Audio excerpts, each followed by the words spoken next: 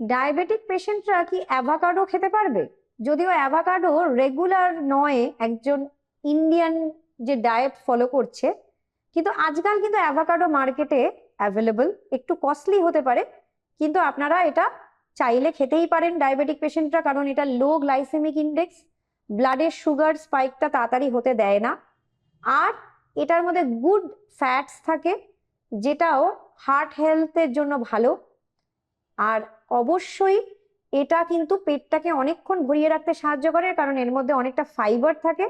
আর এটা একটা স্যালাড ফর্মে খান, কি একটা স্প্রেড হিসেবে খান ব্রেডের ওপর, মাল্টিগ্রেন ব্রেডের ওপর, বা রুটি রোলের মধ্যে ভেজিটেবলস দিয়ে বা পনির দিয়ে, চিকেন দিয়েও অ্যাভোকাডোর সাথে ভালো করে একটা মিক্স করে খেতে পারেন।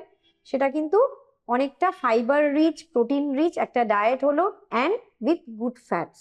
তো ডায়াবেটিক পেশেন্টরা এটা খেতেই পারেন, যদি না ইকোনমিক্যাল দিকটা ভাবতে হয়।